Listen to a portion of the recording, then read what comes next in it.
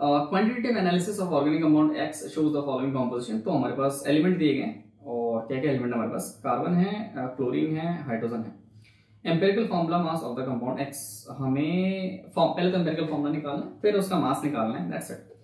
अच्छा, लेकिन ना एक बात पे गौर करो, मोलर मास कार्बन का है, हाइड्रोजन का है, अभी बीच में ऑक्सीजन क्या कर रहा है, चेक करो। इन तीनों की परसेंटेज को सम करो। भाई कार्बन मेरे पास है 14.5, ये है 64.46, जबकि ये है मेरे पास 1.8। आइडियली अगर परसेंटेज है तो इन सबका सम 100 आना चाहिए।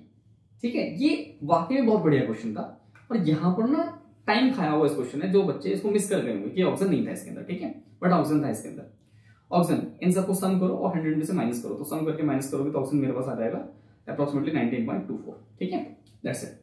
इनके मासेस लिख दो यहाँ पे। कार्बन का मास होता है 12, क्लोरीन का होता है मेरे पास 35.5, hydrogen is 1 and oxygen is 16। यहाँ से इनके मोल्स निकालो, नंबर ऑफ मोल्स। ठीक है, तो नंबर ऑफ मोल्स का फॉर्मूला क्या होता है मेरे पास, गिवन मास अपन मोलर मास। तो यहाँ पर गिवन मास तो 14.5 ही लिया रहेगा, डिवाइड बाय 12, ये हो जाएगा 64.46 अपॉन 35.5, ये हो जाएगा 1.8 अपॉन 1, और ये हो जाएगा 19.24 अपॉन 16। ठीक है, दैट्स इट। इसको सॉल्व करो पहले।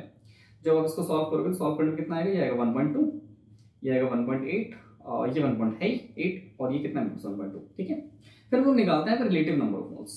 ठीक है, क्या निकालते हैं हम लोग यहाँ पे, रिलेटिव नंबर ऑफ मोल्स। तो ध्यान दो, जो सबसे छोटा नंबर है यहाँ पे, जो कि आपको यहाँ पे 1.2 नजर आ रहा है, इंक्लूडिंग इटसेल्फ, सबको डिवाइड कर दो, 1.2 से डिवाइड करो, तो ये आ जाएगा 1.8 अपॉन 1.2, सॉल्व करने में आएगा 1.5, ये भी 1.5, और ये कितना है 1 आया। अच्छा, लेकिन ना हमारे पास कोई भी एटम तो 0.5 के फॉर्म में होता ही नहीं है। एटम या तो 1 होते हैं, 2 होते हैं, 10 होते हैं, 100 होते हैं, 1000 होते हैं, मतलब एक होल नंबर होना जरूरी है। So whenever we have such type of situation, हम क्या करते हैं, उसको एक स्मॉलेस्ट होल नंबर से मल्टीप्लाई करते हैं, ताकि जो मेरा जो नंबर है वो होल नंबर में कन्वर्ट हो जाए। तो मैंने 2 से मल्टीप्लाई किया, तो ये बनेगा 3। अब मुझे जो नंबर यहाँ मल्टीप्लाई करना था वो मुझे सब में मल्टीप्लाई करना पड़ेगा। ठीक है, ऐसा नहीं मैं वहीं पे मल्टीप्लाई करके छोड़ दूंगा, तो हो जाएगा 2, ये हो जाएगा 3, और ये हो जाएगा 2। तो एक्चुअली जो एम्पिरिकल फॉर्मूला बना, क्या बना, कार्बन के 2 एटम, क्लोरीन के 3 एटम, हाइड्रोजन के भी 3 एटम, और ऑक्सीजन के कितने एटम, 2 एटम। मुझे पहले इसका मास निकालना है, तो मास निकाल लो यहाँ पे। कार्बन का मास होता है कितना, 12, तो 24, 12 टू 24, प्लस क्लोरीन का 35.5, 35.5 into 3, 35.5 into 3, plus 1 into 3, plus 16 into 2, that's it.